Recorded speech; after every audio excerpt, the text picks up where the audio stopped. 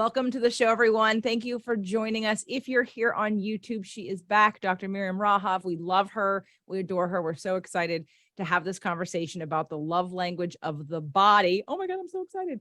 And if you're on the podcast, we did do a video. So come on over to jjfulzanes.tv if you want to see us have this conversation or be in our energy in a different way. If you're finding this on YouTube and you don't know me and you decide you don't like me, I am totally cool with that. Miriam, where can they find more about just you? More about just me is on my website, my work website. Thank you so much, JJ, for this opportunity, this conversation. I'm really excited as well. So my website is rahavwellness.com. That's RAHAV as in Victor, wellness, one word.com. And then there's Miriam Rahav MD on Instagram, and Rahav Wellness has a Facebook page. And then one day, with your inspiration, because of the amazing work that you do, maybe I'll also be able to point you towards a podcast. Let's put that out there in the ether. Maybe, I think inevitably, maybe we just don't know when it's going to be, but you will have your own podcast. I am sure of it, with or without my help. There's nothing stopping the need that the world has for your voice, your frequency, and your inspiration. So, oh, my sweetheart, right back at you. And thank you for all the incredible work you do. In fact, I've been looking forward to this conversation ever since our last one. Thank you. Me too. Okay. So we're talking about the love language of the body. Let's start there. What does that mean for someone who's thinking love language of the body? Is that the same love languages as Dr. Gary Chapman talks about? If you teach me more about that, I can tell you if it's the same. So Dr. Gary Chapman wrote a book, because I use it in most of the work that I do. And it's called, and I've actually, what's funny is I've added in my empowerment strategist program 2 more. So he covers 5 love languages, which are touch, words of affirmation, this is more for like couples, like how you show love, and actually with anybody, with your children, with your parents, how you show love and affection. So you are definitely words of affirmation, and you are probably quality time. And that would be my guess about you. Words of affirmation and quality time. But there's touch, gifts, and acts of service. So those are the 5 love languages to help couples really receive love in a different way, because maybe it's not their language. I, with my empowerment strategist program in my next book, which who knows when that's coming, but we're working on it. That I've added 2 more, which are ritual and food. It's like of service, and there's a reasons why, but ritual and food would be the 2 I'm going to add as my 7. But let's talk a little bit about how you interpret and how your meaning behind love language of the body. What I mean really is just in my appointed role in this lifetime so far, working as a physician, I look deeply at physiology and I study physiology. And what I mean when I say the love language of the body has to do with our physiology, has to do with our design, has to do with our biochemistry. What do I mean by that? What I mean is that I will meet someone, I will hear their story, I will ask questions, I will clarify, I want to understand the timeline. And I'm looking largely at imbalances. I'm looking at imbalances and trying to understand the strata of those imbalances. And then I look at laboratories. And in our world, in the integrative functional medicine and integrative oncology world, when we're trying to unravel an imbalance, and generally because of the kind of work I do, I'm trying to understand and grow insight into complex imbalances. And so in order to understand complex imbalances, we do very rich investigation. And laboratory work and blood work is part of that. And we're looking at things we can understand, I think, and connecting more easily, things like vitamins and minerals, selenium, iodine, copper, zinc, magnesium, phosphorus. And then we start looking at vitamin D, vitamin C, the B spectrum of vitamins. But what's incredible to me is that oftentimes you'll see a lot of deficiencies in those arenas, and that those are so many different conversations about, food quality and density and environmental and all those really, really interesting pieces of physiology or challenges to physiology that I, within my community in collaboration, grapple with very deeply and intensely every day. But then I took a step back and I said, it's so incredible. I'll give someone, let's say, a B complex because they're low, and the minerals. But then what happens? How the body incorporates that on a cellular level and applies it by default. And this is where the love comes in, to healing. The default of the body. I'm going to say that sentence again. The default, the program, programmed by who? By what? Where? How? Is to heal. The body won't take that and, waste it. The body will take it and apply it to the best of its ability to repair, to build, to mobilize things that don't serve the body out. And it happens by design. And how unbelievably mind-boggling, awesome that our design is actually made by love. That's what I mean. That I have the intention of serving, but I'm just kind of an observer. I'm a kind of witness. I'm a kind of, I intend to observe keenly and to try to see what should be seen. But then we select some tools, and then you apply them. That person takes it in, and then the body sets to work. None of that we are willing. All of that is automatic.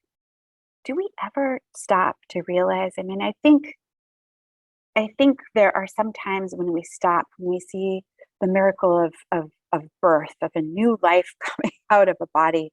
I mean, we, have sex, but then everything else just happens. It's not that you're saying, okay, that little, we call the first few cells and they split and then they turn into this thing that looks like a raspberry called a morula. And then, it turns into an embryo. And then there's all of a sudden there's a beating heart. Like, what in the world?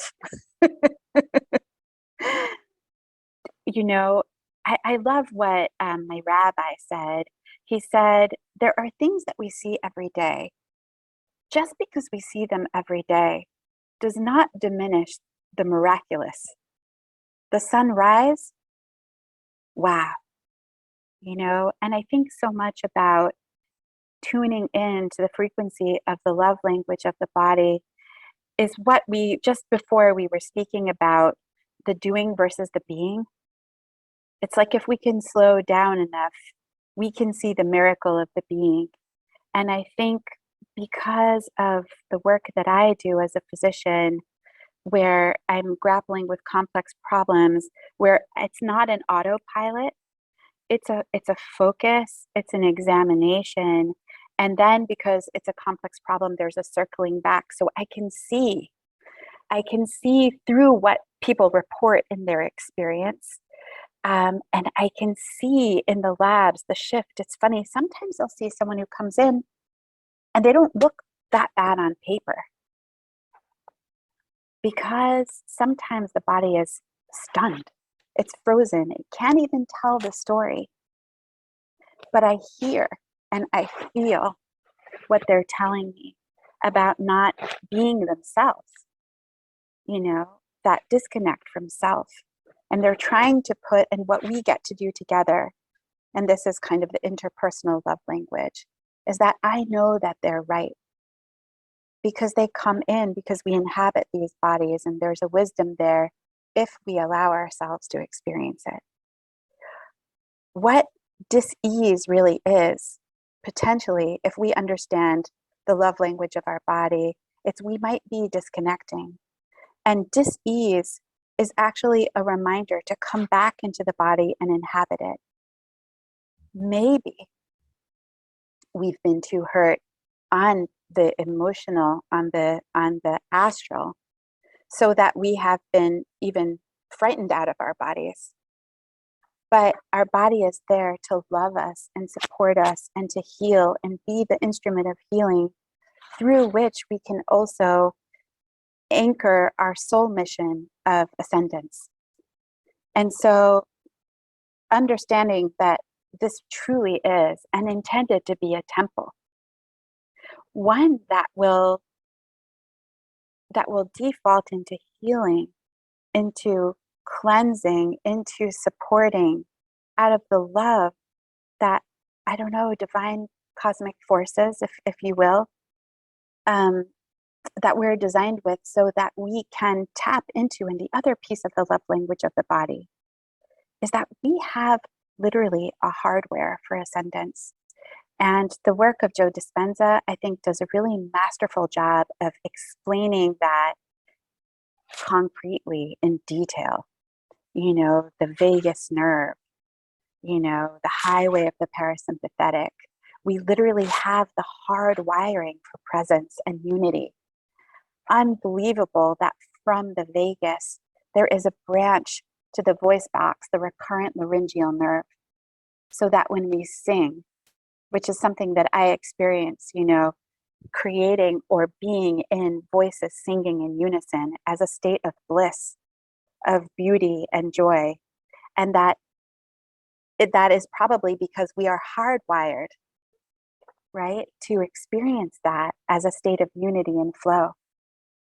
I mean, my best time ever in high school was in chorus, when the music, it was like the music, and just be standing there singing myself with goosebumps up and down.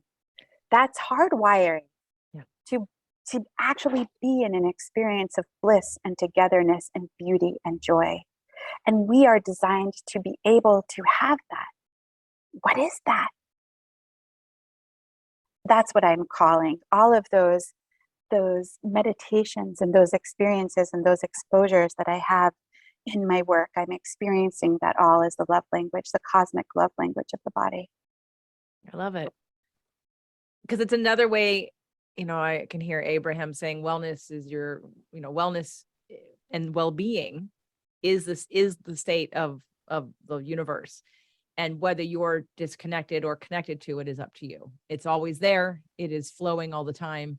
It's a stream of wellness and well-being, and you just need to connect to it. Or most of us stay disconnected to it in many different subjects in our lives and have resistance to things. You know, as you were talking, I was thinking obviously of so many things, but and I say obviously now because you and I talked for close to an hour before we even pressed record. So of course my brain's going, my synapses are, you know, are like, oh, this, oh, that. So I want to bring it back to, because I'm curious about this for me too, for you. So in your practice, you started out your practice and you didn't have a specific type of person. It was just healing. It was all the different tools that you have as a physician. And now there's a section, a group of people of, let's say, cancer patients that you're working with. Can you talk to me about your experience with what you just talked about, the love language of the body? And I want to tell you just a quick little story before, so that you can see like sort of the container in which I'm looking for this answer, or at least any similarity to sort of my experience. I have a client who has had a same cancer 3 times, possibly now a 4th time. And our nation, I've talked about this several times, and you and I even talked about this, like cancer is like the ultimate disconnect. So when you're talking about the love language of the body and the connection and the ascendance and the transcendence and the hard wiring that we have for well-being, for healing, for this love language of source, God, creator, whatever, universe. And I'm with you on that, obviously 100,000,000%. So when we talk about like having something that has disconnected us for the reasons that you mentioned, some kind of emotional trauma or sort of separating from the body as a way to protect, or that you think you're protecting, and we need to come into the body. I know a lot of people, when they get a cancer diagnosis, the first thing they want to do is go get it out.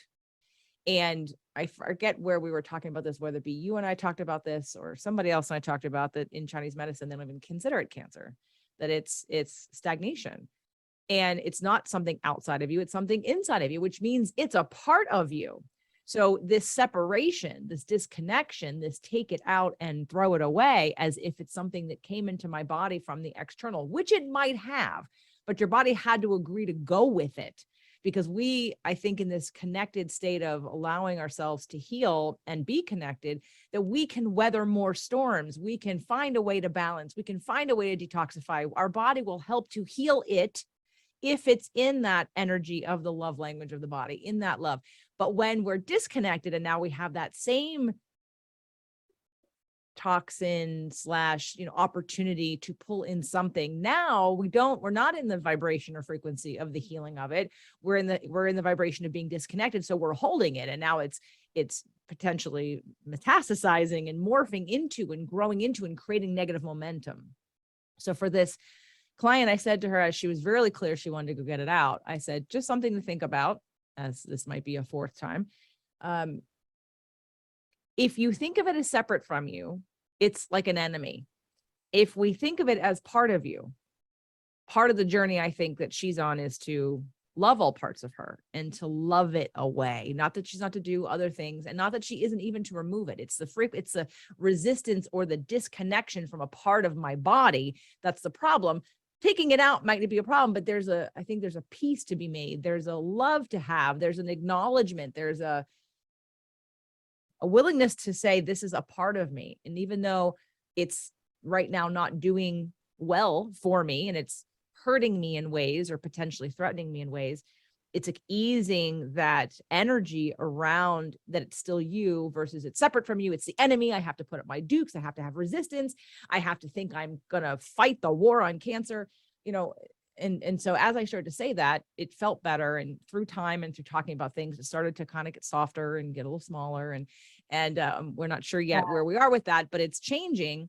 But not all cancer patients are open to that conversation. So I'm curious for you, when you are working with people coming in and you're in this love language of the body and the healing and the love. Now you as a person are so full of love and light that you're going to soften anybody that walks in the room. But I'm just curious as to where you see the group of patients who have cancer, who are coming to see you, as collectively, like, where are they the same in this love language of the body? Do they think the body heals itself? Do they feel like they're fighting? You know what I mean? That's kind of what just because I know you treat everybody. You don't just take cancer patients, and I can see that you attract people who want to be in your energy, who believe the way you do and think the way you do, and really honor your just depth of expertise in so many areas.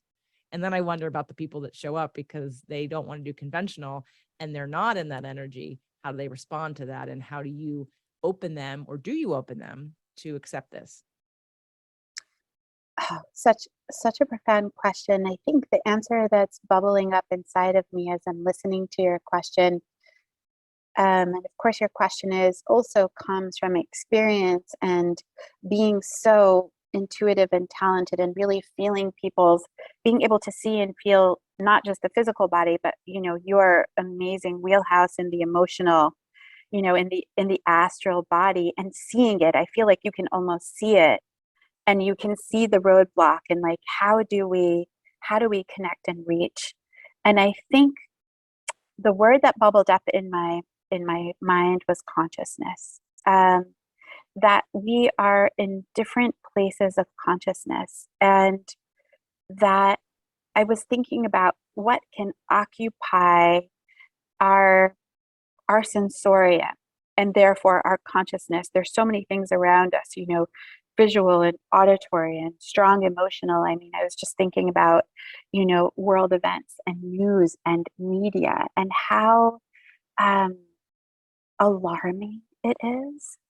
And so that we oftentimes, unless we are intentionally trying to create and hold space, again, consciously, intentionally, for not having that constant, turning off the news. I mean, essentially, this keeps on coming up for me, is the concept, not of keeping the Sabbath per se, but the concept of a Sabbath, which is a concept of rest, a concept of, by law, certainly in the Jewish tradition, which of course is mine, which is why I can speak to it, it's just more familiar, of turning off the lights and turning off the devices and not driving and praying, which again involves the voice box and going into flow and unity.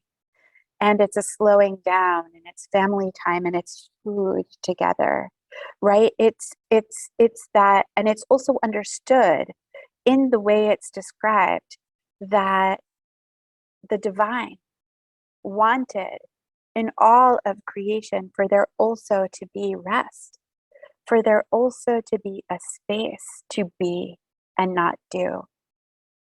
And it's so incredible to me that that concept is there, and it's there. It's kind of like, I'm here and you're here, and we hold space for this consciousness. And the Sabbath is here, and the Torah is here, and the ritual, which speaking of ritual, I mean, this is incredible. This is such an unbelievable mind meld. So the ritual is here and prescribed through tradition for millennia, and yet not everyone keeps it or holds that space for it. It's like we need to give ourselves, I think, permission to slow down. And sometimes when things are really scary, if we slow down, we might feel them. And so I think I maybe just understand that when someone comes in,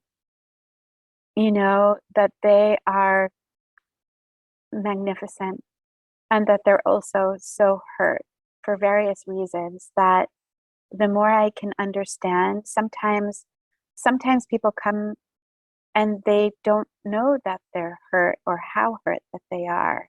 It's kind of a grasping, and I've had that in my own journey, that I've done things or chosen things that I don't even fully know why, and only in hindsight I can see how my soul was kind of charting a path more and more consciously, that I understand people don't come to me because they've arrived. People come to me and they might not even know why they're coming to me, but there's something there, and I accept it with all my heart as the gift that it clearly is. And then the opportunity because I start asking the questions about who are you and what's important to you, and do you remember when things started maybe not being right? Because someone will come and they'll say maybe cancer, but we'll go back in the story and they started having, I met someone yesterday with a cancer diagnosis, who's 63, but he was diagnosed with Crohn's disease at the age of 9. So there's a really big story there that goes all the way back. And he said something amazing. He says, I've never thought of myself as sick, which is really beautiful because he didn't take on that role or that identity. However, it was interesting on the other side of that, very spiritual being, very beautiful being. But it was almost like he was so much out of his body and very connected to spirituality, but the body's calling him home and saying, don't forget, it's a balance. It's a balance. And he actually almost, it seems like, and also wasn't supported because medicine seems to be just so, the medicine I was trained in formally as a medical doctor. I've been trained broadly and widely and mystically and magnificently across all of these traditions. And again, that's my consciousness willing that, choosing that, and hungering for that, so that then when someone comes in, I will often, it'll just happen, right? It will just be like the gift of, and again, it's kind of ties back to this love language of the body. What I wanted to say, it's by design, it's by cosmic forces of love, and that I understand that someone's being brought to me by those same cosmic forces, and that all of my, in totality of my journey so far, something will be there and be channeled to meet that opportunity. Again, that's part of the love language that grows from the co-creation, the collaboration of beings when they come together and are in each other's heart space, right? Because our heart chakra just emits energy. And I think that experience of being together I will get information when I'm in that space. And so what I got from him is that no one was anchoring him in his body. And so his spiritual practice was actually a way of being out of the body. And that what we explored together was the possibility that a spiritual practice can be through the body just as much as it can be, on that in those higher vibratory consciousnesses that both, I see Dr. Klinghardt is a dear mentor and teacher of mine and just brilliant. And he created, and if any of your community wants to look this up, I think it's really magnificent. It's his 5 levels of healing. And he maps it out. There's a visual. And he talks first about the physical. The physical is the most objective. And that's where we have our mechanics and our chemistry, and our physiology. And that is where medicine lives. And it's a portal, because above that we have the emotional. And that, does he call it the emotional? I should literally pull it up so I can speak to it. I wasn't planning about speaking on it, but it's coming up. And then you have, so that is where, or, I think where maybe he calls it, it's the physical and then the energy and then the mental, because that's where also there are certain tools in medicine, for example, the EKG, that register wave and frequency. Our imaging is using particles and light, MRI and CAT scans and X-rays, EKGs and EEG, those are energetic tests. So in some ways, we are always dealing with energy. I say that also when people come in, like, when you walk into a room who you might like or who you might have some reticence from. We are energy beings. We're not given the language or the ability to speak to that, but it is our experience, all of us. And we also do it in medicine, but we don't speak about it that way. So again, it's this idea of the miraculous, because we're just exposed to it, that somehow it becomes mundane, but it is not mundane at all. And that there's miraculous in all of these things. And I think when we slow down, right, we can experience it as miraculous, and we can experience the miraculous of our design and experience that as love. And that can change our consciousness and shift our relationship with whatever is happening there. So that's kind of one answer.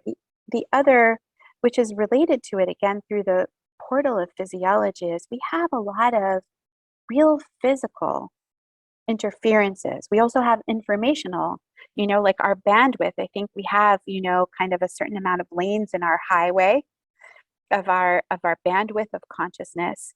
And on the physical, we have chemicals that can disrupt our own biochemistry. Let's say it's a heavy metal that is toxic to our mitochondria, which is the place in our cells where we make energy. We can have imposed upon us a low energy state. And in a low energy state, we can't connect, because of course the love language is a higher vibratory reality. But we have to have the energy to be in it. And so sometimes what I'm doing in my love language of the body is I'm simply examining and putting a name to an interference with our default majesty, and simply helping it get out of the way so the body can step into its natural state.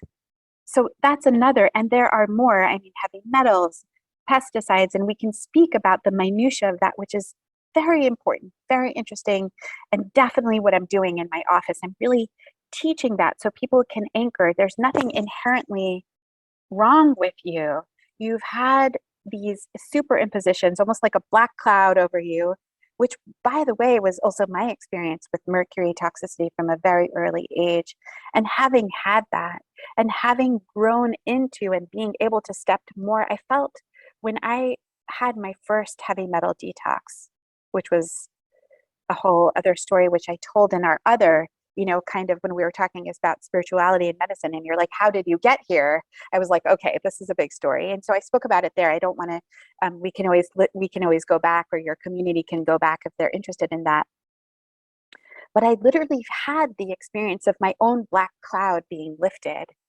And physically, every time I did a coffee, a colema, which is kind of like a mega coffee enema as part of this fast and detox, and could literally have like there was an offload literally of mercury winds up. I didn't know that then, but I know that now. I could literally experience, it almost felt like being electrified, energy like going through me. And what a teacher told me was that was the interference with my cellular energy lifting, so I could actually feel the currents reconnect.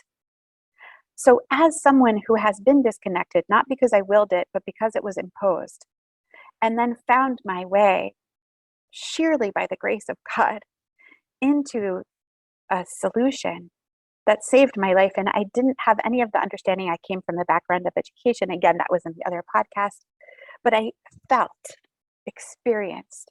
And on the 6th day of this prolonged fast, I looked at myself in the mirror and I said, Miriam, you've just saved your own life. I now have a different consciousness. I was saved by divine cosmic forces of love. But what I also learned then was I was being saved for a reason. And so when people come and they're in that disconnect, that's me. That's me 25 years ago.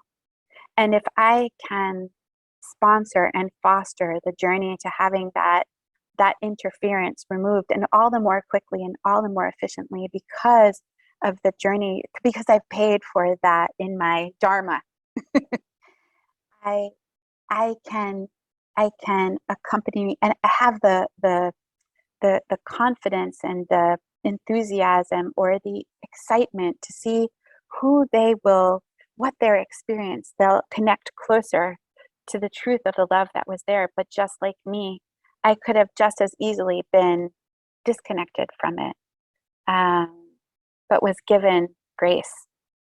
Does that make sense? It makes perfect sense. And thank you for that story. And I know before we hit record and we were talking about all kinds of things. And I think you had asked me, or you had said, and I know based on, the short, brief time that I get with you or with the others that come on the show, like a lot of you don't really know what I do, minus the podcasting piece. Right. And the only reason why I'm bringing this up right now is because of literally what you just said. It's so beautiful. And I know you do it at multiple levels. It's not just physical, but you're looking at, okay, what blocks someone's natural, as Abraham would say, rising of the cork. What can we remove that's preventing the connection from well-being or from the body healing itself and the love language of the body? And you're looking at all the physical reasons why the body is being challenged and maybe resisting its transcendence and healing. I do that with emotion. Mm-hmm. And what I mean by that is interpretations. I've spent some time, and I think this is an interesting, kind of combination of love language as a body, because I was interviewed today myself on a podcast and was told to sort of explain what empowerment strategist meant. And so and it was a quick show. So not like mine that goes on for an hour or more, but, so it was a quick show. So I tried to make it succinct, but it was, and it's been recent that I don't even know who I was talking to, maybe my acupuncturist. And I was saying that I'm coming into this new place where in the past, when I looked at emotion, and again, to me, that I'm in agreement with everything you have said. I'm in alignment with everything you've said. And I feel that strongly about it. And I know, and even in the physical part, I mean, I have trainers that I'm training, and we do have a section on the physical, not because I want them to go out and give people health or wellness tips, but there are some basic human needs like sleep. If someone has not had a decent night REM, deep sleep for a long time, they are not going to be able, this is contributing to the anxiety, the depression, the crabbiness, the out of alignment. That is if someone's dehydrated, right? Like we have so many reasons why we, again, physically get pulled out of, we're not going to be able to focus emotionally or be in a more conscious state if our physical body is out of balance in that way. It's going to pull us for sure. So that's why that piece has to be in there, because I need them to at least like be able to look at someone's sort of vital signs, if you will, like, okay, because if there's a momentum going of workaholism and too much caffeine and not sleeping, and like we're seeing that we have to get the physical body and to rest and to be in a different state and parasympathetic for us to even have this conversation. Otherwise it's just like another thing. And that's huge. And that's huge. And sometimes we, that's where we have to be. It's like kind of a triage. And when you look, for example, because we know actually, and there's the work of Dr. Emoto, who also, saying the word, and that words and frequency actually registers and creates physical form. And so on the emotions, sometimes we have, just like mercury has a frequency that's toxic to mitochondria and many other things, on the physical, a word, stupid, ugly, we get called and it carries, and sometimes it's an imposition, and sometimes it's an imposition that's been there so frequently and so relentlessly that we believe it and we take it in, and it creates a vibration within ourselves. One of the questions I ask people sometimes, and again, these are things just come to me as I listen to someone's story, I say, tell me about your self-talk. How do you speak to yourself? What do you say to yourself? Do you say, wow, that was really hard. I'm so proud of you. You did it. Like, where we don't notice, or the thoughts that we have about ourselves as we look into the mirror, where we probably are just by default more critical and self-critical. And what we're shown in the outside world, females, of course, but also males, is, how to pull ourselves apart instead of how to build ourselves up. Like, oh, this isn't right and that isn't right. I loved when I was watching the movie The Help, where she taught the little girl every day, you're kind, you're smart, you're important. And that we can manifest that's also programming, vital programming that is much closer to the truth. And that the negative magnetics have a gravity to them that can occupy, it's just, I guess, the way we are, that it can occupy so much of our consciousness that, we can have 30, just the fact that we're here and that the computers worked and there's light and we had the time, and that there's enough space in our lives, enough is going right, that we can be here in the luxury of just sitting together and having this beautiful conversation. There's so much that has to be right for this moment to occur right now. And the miraculous of this moment right now, in this presence with you and with this information. And I could worry, oh, but I didn't make dinner yet, or I'm out of eggs. And that's where my mind could be.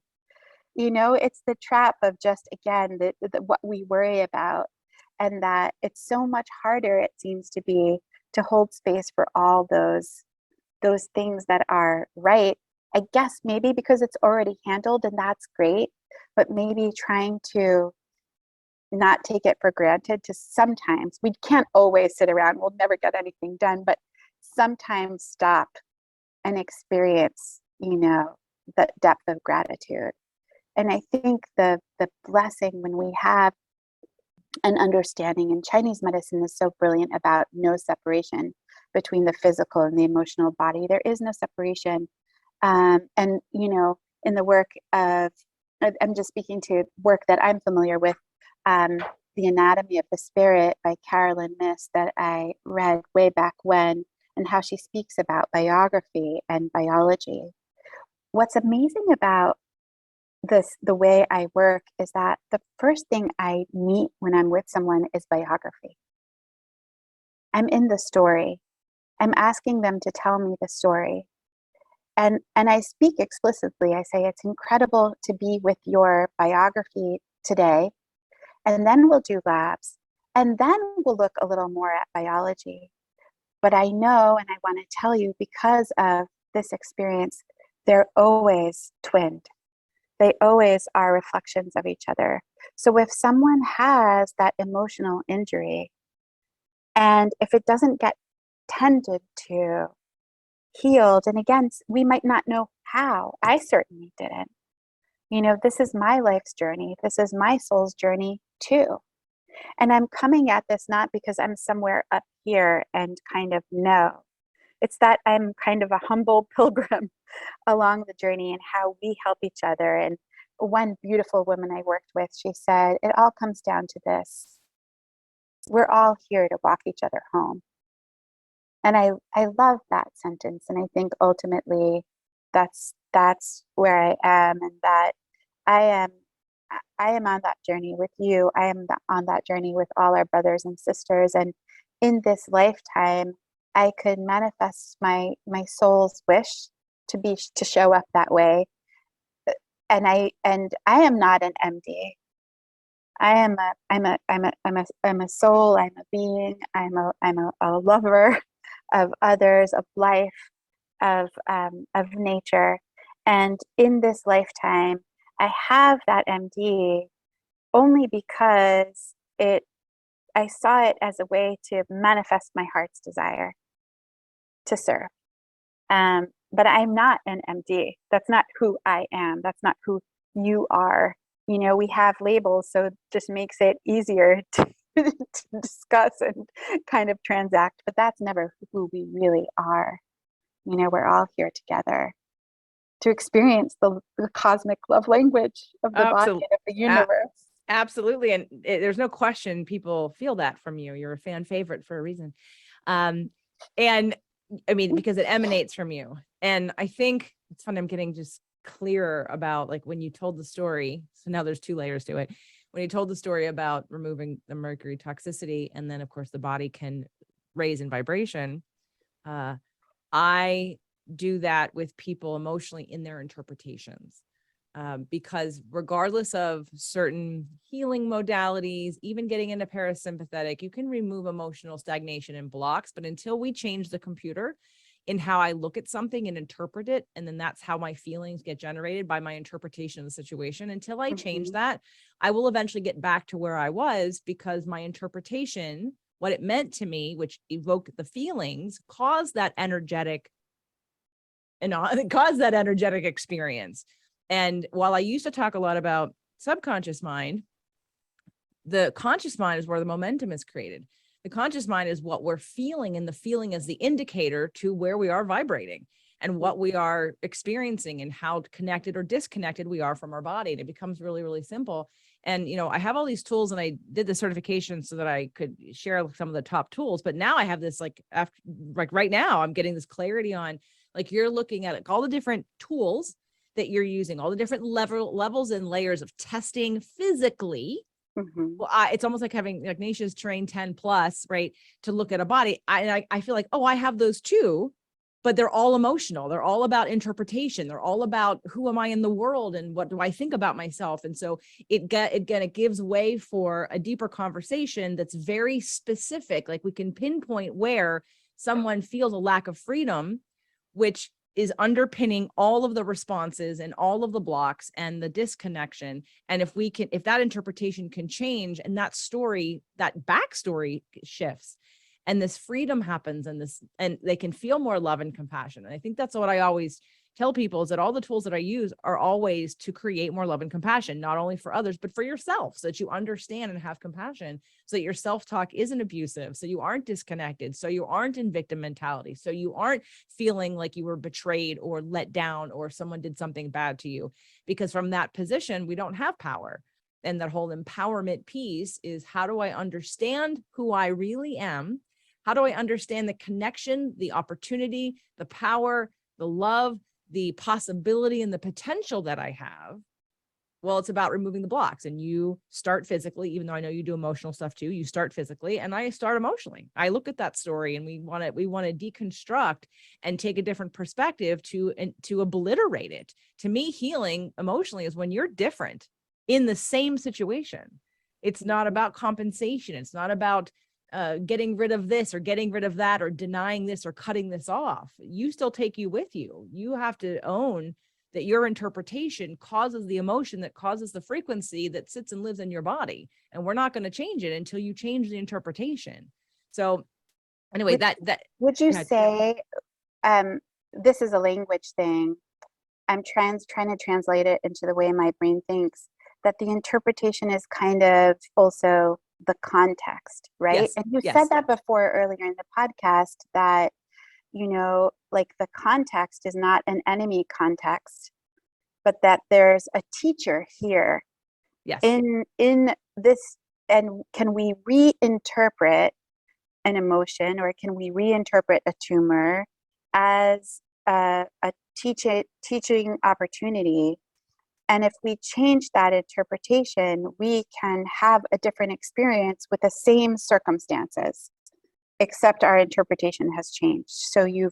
And that's a tool in your toolkit, which is the reinterpretation or recontextualization of the problem. Is that, are we saying the same thing? We are. And while that sounds, that's exactly the simplicity of what it is.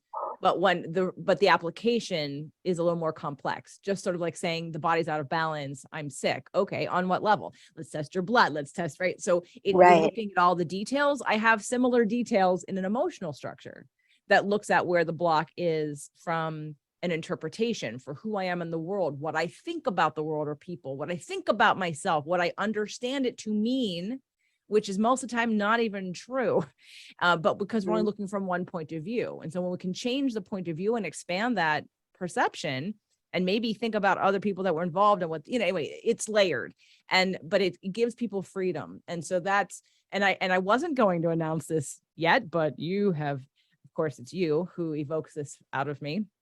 I just want to share for those of you listening, and I was going to tell you off air anyway, but I might as well announce it, and I'll probably have a link for it. I can't wait to hear. What is it? Oh, it's good. So, talk about like transmutation and like and I'll go on the story later, but you mentioned Dr. Emoto's work.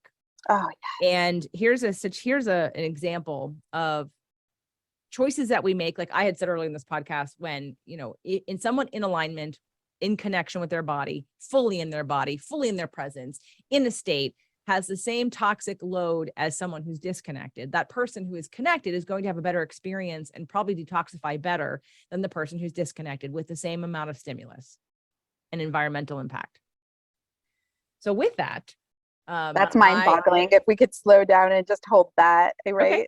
Amazing. I mean, I think my audience knows that. We talk about this all the time. They do. I can just say it again. Things. Well, let me just say it again for those of you that aren't in my community.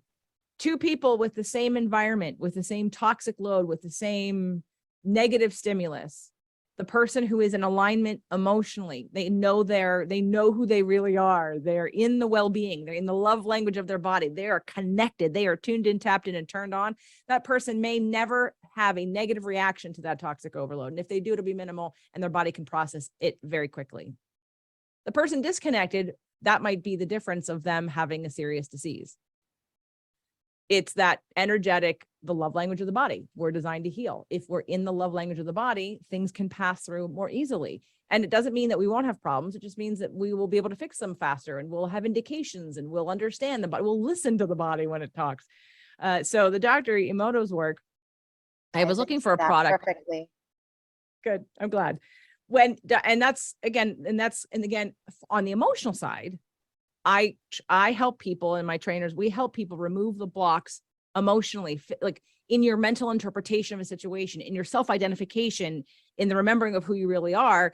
Once those it could be one thing. I mean, my mother and father, years ago, when I took Doug to my very first family reunion with him, I remember talking to I don't know what it was about. It was about my grandfather, but my mother had been holding on to this for years. something came up about, well, when your grandfather, when I was 13, a long time ago, your grandfather, when he came over to yell at your dad didn't defend me. And I was like, I was 13 and I knew then my father was in shock that his father was disowning him in the moment. I was sent away, even though I was next door watching the fight happen, and he was being disowned. He was in shock, and he's a man. So his brain isn't like going like this. So he didn't think about defending my mother because he was sort of thinking like, what is going on right now? But my mother interpreted that as my father not defending her, held that until, when was that? 2019. 2019, we had this conversation, and I thought to myself, and that's what I said to her, mother, you've been holding that for this long? Like, dad did not, he was in shock. His father was disowning him. I was like, oh my God, mother. And so then on the drive to the camp, I said to my dad, I told him, and he was like, what? And so he was going to have a conversation with her. So when she gets here, can you take a walk with her and like, and have this conversation? Because I know that's not what he meant. And he knows, and he was horrified that she had been holding on to this for so long. That foundation of my husband didn't defend me is a belief that gets stuck in your body. And then that just cascades into momentum of, I'm not good enough, he doesn't love me, whatever. And that, but also specifically our relationship to male archetypally, and the male is the divine protector and provider. And that doesn't mean gender, right? It's just an energy. So we can also, as women, be providers and protectors. But there is some lack that she was exhibiting very clearly through her interpretation of events, a lack of a feeling of protection or provision, or of that, a missing of the divine masculine in her life. And she experienced the lack of that. Where does that come from? Because it wasn't coming from him in that moment. It was an emotional, not a rational response, but one of a very large order of magnitude, clearly. And so circling back and saying, okay, I think what's also tricky is that we might have no conscious understanding of where that lack comes from. And I have a great, but we start with the core wounds. It's my mother's core wound with her own father. I could track you back to exactly where, and maybe even when, that break and crack and misinterpretation became a belief and a knowing in her and her body, which has literally colored her whole life and all of her life choices. And that's one of the exercises that we use with people, is the core wounds, to literally diagnose the root of the problem. When did this there's start? Another tool. So Yeah. Interpretation, core wound. Your core wound is like my root cause. Yes. Yep. And it colors the whole picture. Yeah. Right. Let me go back to, because let me go back to my announcement, only because I want to share with you. No, it's okay. I'm to hear. Okay. So I have wanted for years to do some kind of bring a product to market. When I was a trainer, it was a trainer product, and I was, anyway, but the wrong energy was behind it. It was more about the money. I was chasing money. I was chasing sort of ease. And even though I had good ideas, I didn't know what I was doing. And I was, infomercials, whatever. Okay. So fast forward, I have a friend who's been on the podcast many times. She's got a very successful product in the world. And I said to her, after we got done recording our 4th episode last year, I said, are you still willing to be there for me when I'm ready for the product? And I've kind of tested some other things along the way. And she's like, yeah. And I said, yeah, I still don't know what it is. Like that last thing, yeah, that didn't really work out, and that's okay. And she goes, I know what it is. And I said, what? She says, wine. And I was like, what? Okay, so I'm taking Dr. Emoto's work and I'm doing it on wine. Oh my God. Okay, because most of the wine that's out there, that's organic and I hate it. I don't like it. It doesn't taste good. I don't want to drink it. I don't care if it's healthier for me than other wine. If it tastes bad, why would I bother? It's a wasted calorie and alcohol. So I live in California. My favorite place is Paso Robles, jammy. Anyway, the best wine. And I have found I'm working with a company, glyphosate free, to take this wine. Now, that's not, I'm going to use the microscope. We're going to look at the crystallization of it before my treatment. And then I'm going to woo the crap out of it with my sound bowls, with my Reiki, with my words, with the crystals. We're going to have a whole thing. And I'm going to elevate the frequency of this wine to the point where if there's anything in it that isn't good for you, it's not going to matter, because you're going to be able to drink this wine with this highest frequency wine. Anyway, the name of the company is High Vibrational Wines. So Anyway, I wasn't going to announce that yet because I'm doing a test to see if it's going to work. Brilliant. Thank you. Oh, I want to so see if it's gonna work. I'm gonna only do 1 barrel of red, 1 barrel of white, 600 bottles total, 300 of each. So now that's the official announcement on the show, potentially. And if you're interested, I'll have a link for you in the show notes to tell me that you're interested, because I'm only going to do 1 test run to see if this is a viable business. It's definitely a passion. I have a wine podcast. I love wine. I also love health. And I can take and now meld all my worlds together in this product. So anyway, you mentioned Dr. Emoto. I'm like, Dr. Emoto, that's what I'm doing with wine. And of course I told Nasha, and she's like, well, the frequency is going to change. I'm like, of course I know that.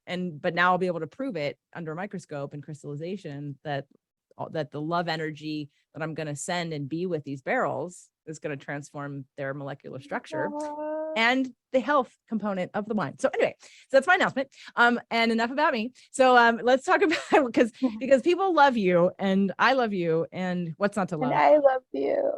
Thank you. So I want to talk about how people can work with you. You have other doctors that work in your practice in New York City, but you do also telemedicine, yes? Yes. So it's been an amazing journey also. That I work with just the most heart-based, heartfelt, beautiful, loving colleagues. And so one of my colleagues is on maternity leave and just in mommy bliss. And I hope one day I have a podcast where she and I can talk about her journey into motherhood, because that's just such an incredible story, except it's not mine to tell. So I'll just, and then in my office, we have a doctor of nurse practitioner, Kira Oberly. She's absolutely brilliant. Talk about the law of attraction. I mean, she showed up, light pouring out of her, still, finishing up her program at Columbia. And she's like, I just wanted to feel what this office felt like. I remember I walked out in the waiting room. I'm like, who is this? And she had this opportunity in her final semester to be in a practice. And so she was in with me on sessions, and just we're growing this language together. And she's just there. She is the living manifestation of the law of attraction. She literally kind of vibrated our collaboration into being. And I'm just so grateful for her. She's so present and loving and also brilliant and also organized. And my other amazing colleague, her name is Rachel Straight. And her married name is Gewurz. I keep on messing that up. And what's amazing is that we've actually had a working relationship even prior to me opening my center. And she worked in functional medicine as a registered nurse for years and years and years and years. And again, like her own dharma, the own fire of her soul, where she went out and became a family NP. Both of my colleagues in the office are family NPs, so they can see everyone. They can see children. They can see, the whole spectrum. I'm trained in adult medicine. Sometimes because of my subspecialties, people come and see me as for their children as a subspecialist. I'm not a pediatrician. Anyway, so it's so nice that we can serve the entire community of all ages. And Rachel, when you speak about the emotional body, I feel like she sees that. It's such a brilliance of hers.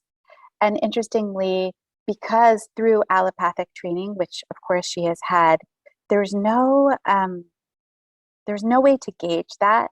There's no way to I guess reward that the way you reward she's brilliant also scientifically and academically, but I think that is where the emotional intelligence of my colleagues is really just beyond. And then of course we're doing all the diligence, the physical diligence. But I think, when you talk about the law of attraction, there's a reason I am collaborating with the colleagues I collaborate with.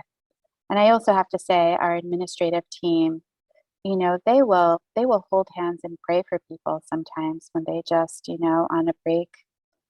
They just also are so loving, and they're there. I think we share, because of the consciousness, because we are the way we together in the podcast world are building intentional communities, it's not accidental who will want to come and listen, that we are valuing things and vibrating at a certain frequency. So too, I find that our team, our work family, is vibrating at a frequency, and we celebrate, our community members' successes, and we cry, when someone in the community, suffers or isn't able to maybe transmute a physical pattern. And we have shouldered a loss of someone in this past week that we just love so much. And so we've had so many conversations just about honoring her and loving her and grieving for, a passage and a transition that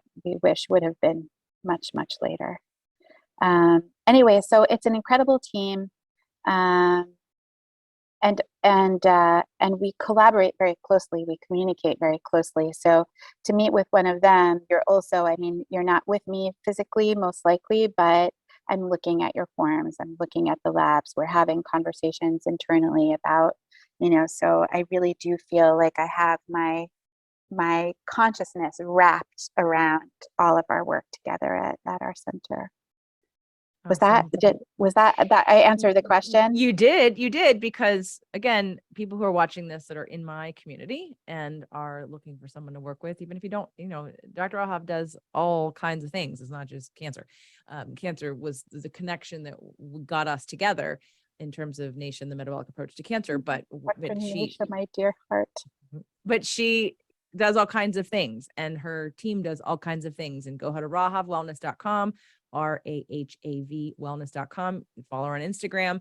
All links will be in the show notes or under this video, so don't have to worry about writing it down. Just make sure you click below and you will get all the information there. But if you're considering, and a lot of them are, I've had people who would love to work with you and reached out about that. So I want to make sure that they have the ability to do that. And if not with you, obviously with one of your trusted physicians in the office or physician assistant or whoever.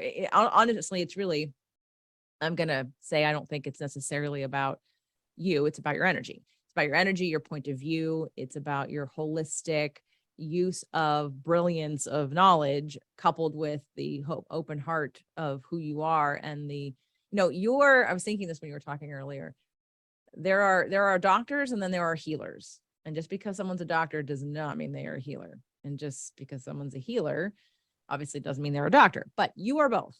And you are, I think, a healer first.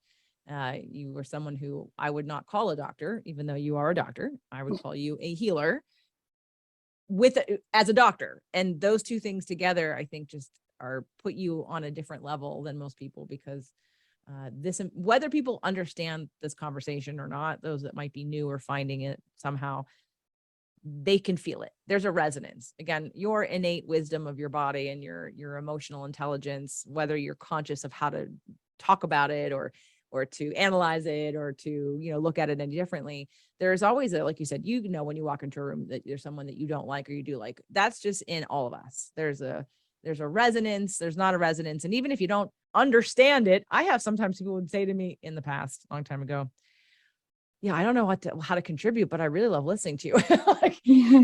Because they feel something or they're lifted in a little bit of a way. And you're definitely a messenger, a transmitter, an inspirer, a healer, of course, a gifted physician also. So this conversation, of course, is not over. Dr. Rahav will have her own podcast, whether I have something to do with it or not, because I don't know. Of course you will.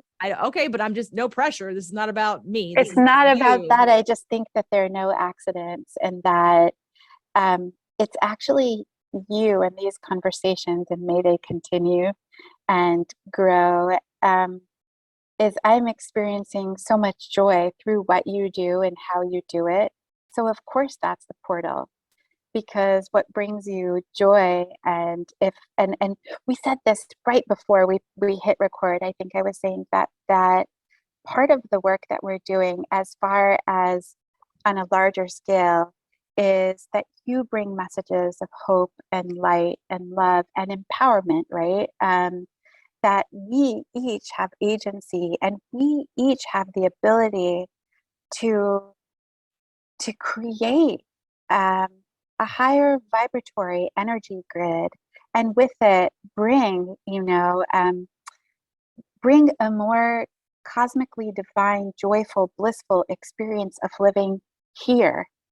That there are, of course, other realities, but if we can have those other realities and find a way to transmute them and experience here, heaven on earth, as a journey, that and all of what is possible, the physiology, the hardware, the emotions, the all the layers that are part and parcel to being able to anchor that as our experience.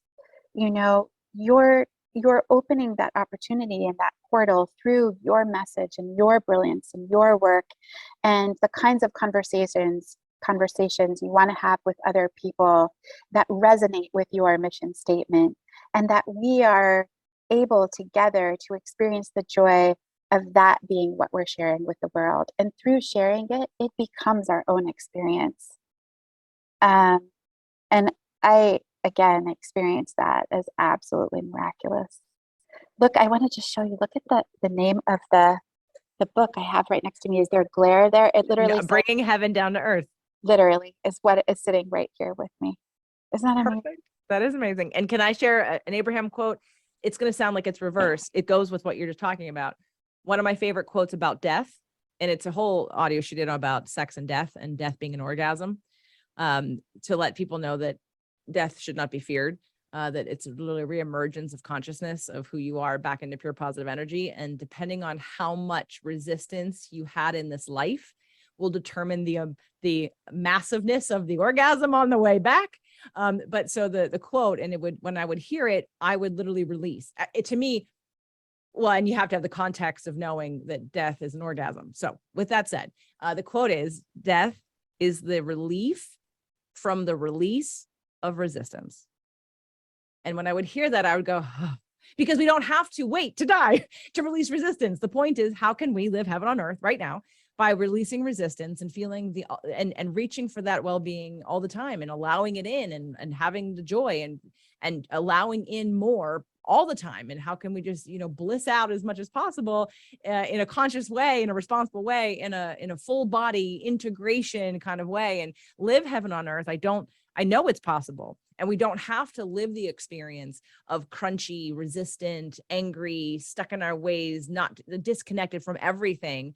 But then that transition will be joyous and wonderful and beautiful. And, no one should fear that, in my opinion, because you will literally, Dying to Be Me, and Nina Morjani was on the show. Read Dying to Be Me. Dr. Eben Alexander was on the show. Read Proof of Heaven.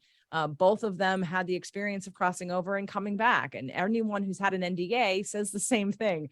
And I don't even need that to know that for sure, because I resonate so deeply in my being that I know it. And so if you don't know it out there and you want to know it, there are resources to do that. But in the meantime, you have the power to change your experience in this physical body while you're here every single day.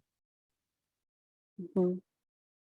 And work with Dr. Rahav. So please, because, and if you want to hear from her, if you want her to have a podcast, I know a bunch of you are going to, please, you can send me messages and I send them to her, but feel free to just bombard her with, I want you to have a podcast. I can't wait for you to have a podcast. Just tell her. Social media, send her an email. Just say, let me know when you have your podcast. Put me on your list so that when you have a podcast, I can listen, because you are super inspirational. You're a rock star. I think you're amazing. And I can't wait to have you back. I can't wait to have you back and experience another blissful conversation. You dear, dear being. Oh, thank you. I hug you. I pinch your cheeks. I feel it. All right, everybody. Thank you. And please be in touch with this one. Bond her, work with her, bombard her with messages to get a podcast going. So thanks, Miriam.